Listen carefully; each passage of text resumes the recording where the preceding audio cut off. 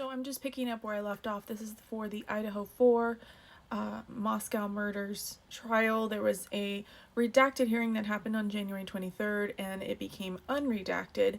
So I've been reading through it, and I am now on, I forgot what part I was on. I think it's like pages 40 through 50 or 50 through 60. I think it's 50 through 60.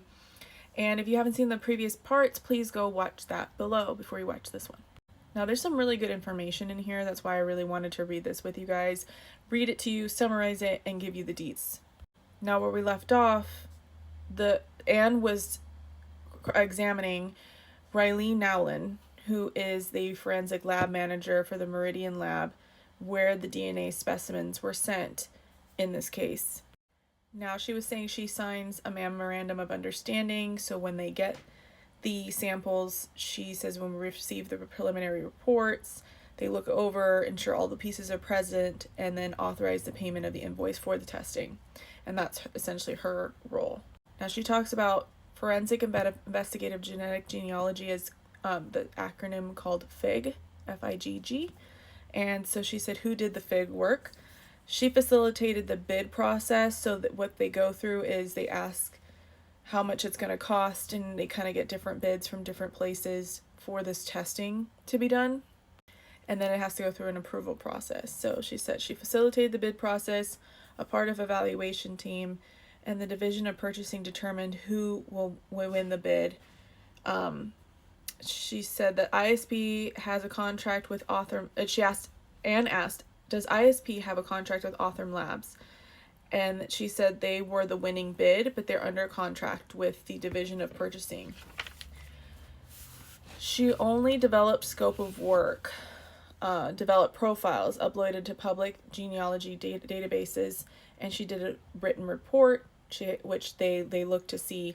So these are the scope of work that they have for the bid, and then she kind of checks them off to see if they have it.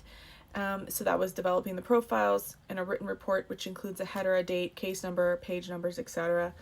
And then the memorandum signed by the law enforcement agencies, the prosecutor, the lab, and then the DOJ, their interim policy applied to it. That's what she was asking Anne. And she said, I believe so. Shows memorandum to revive memory they took. They look, it's in first paragraph, it did apply. So when she was looking at something that Anne had provided her, she said that yes, the DOJ interim policy applied to it. Now, Anne's asking about the interim policy because in this case, they violated that policy of the DOJ. That's what they're alleging. And by their alleging, she's talking about the Department of Justice. So the FBI violated the Department of Justice's interim policy, meaning that they cannot look at outside databases without permission. And they did in this case, and that's how they got to Brian. That's what they're alleging. So they're looking at Defense Exhibit D19, D as in David. It's the DOJ interim policy on forensic genetic genealogical DNA analysis and searching. And so specifically Section 7 or Page 7, she couldn't remember, investigative caution. Anne asks about preservation policy, and she wants to know what Othram Lab preserved. The witness said she doesn't know. She says, what do you get back? It's a preliminary report, sometimes DNA extract. Doesn't remember if they get that. Always return what they receive. So she talks about how the goal was to create profiles in a report, which is Othram Labs, search public databases, and she said some public genealogy databases that allow law enforcement samples, they were required to enter those. And Anne asked, so some don't allow law enforcement to search? And she said yes.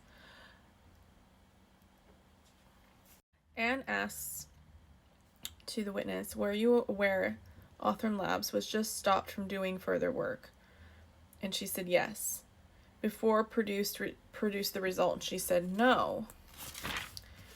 They received the preliminary report. She approved payment of invoice. That's how she knows that they got the report before being told to stop. She said, how did you find out that they were being told to stop to do the work? She said, found out from email from her lab director. And Anne asked if they did validation studies and bench notes. I'm assuming that's the notes that the people testing these things write as they're doing the testing. Who would have gotten them? She said she doesn't think that they did get that kind of information, but she doesn't know Othram's procedures. If I'm remembering correctly, she's the lab manager at the Meridian lab in Idaho. Then it was transferred to the Othram labs, if they're two different things. I have to look back at my notes, but I'm pretty sure that the Othram labs are the FBI labs. She asks this witness, what procedures are you familiar with for Othram? She said just the bid process, required to submit procedures, look over them, say that they have a process and for extracting DNA, SMPs too, and meet the minimum information for a bid.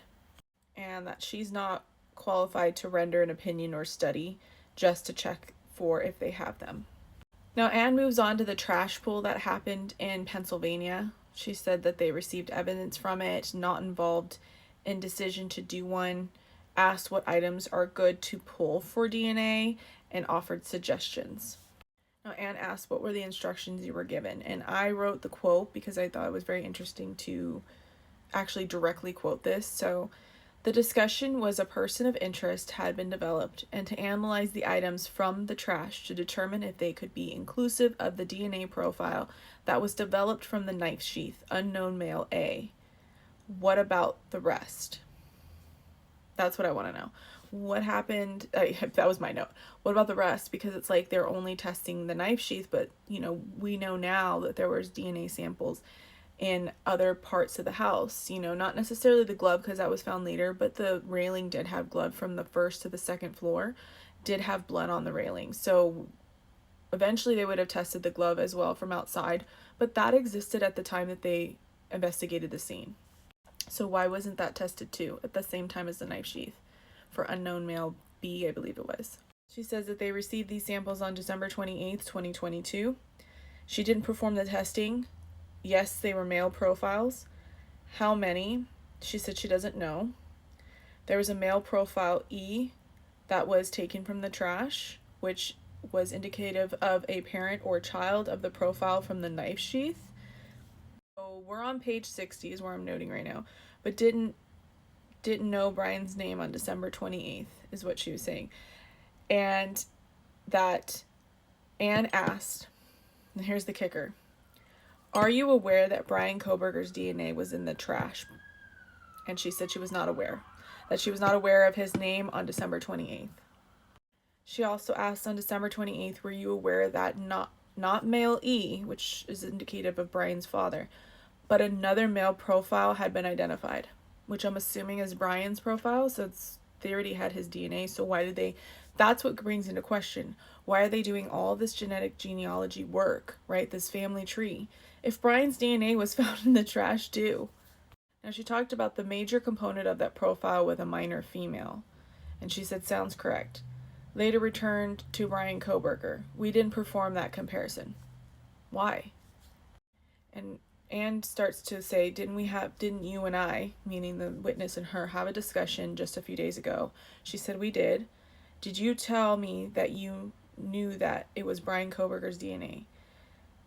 I said I thought it was. Couldn't find comparison report. She looked, did not make that comparison, cannot say he was included in mixture. DNA profile made of mixture, yes. Minor female, major male, that is my understanding. By eye can tell that it's BK. Could, but I didn't look. Why wouldn't you not look in this homicide? I don't understand these people. Asking because unknown male B found on the lab item 30, so it was found on item 30. She said she doesn't know what Anne is talking about. And she said it's a cigarette butt taken from somebody in connection. Is that familiar? She says, I am. Compared to knife sheath inexcludable and exclusion, correct? Compared something that was taken from somebody of an item of evidence. Is that right? Second reference, someone saw a person use, discard, and use the comparable sample. You knew looking from male from trash, yes. Okay. Male lived in house and produced trash, right? Yes, but not who produced each item of the trash bowl. Okay, so she was basically saying we knew that another male was in the house, but we didn't know exactly who it was, and we didn't know which item was which on the trash bowl. So I will come up back with my next part. Make sure you like and subscribe, and thanks for watching.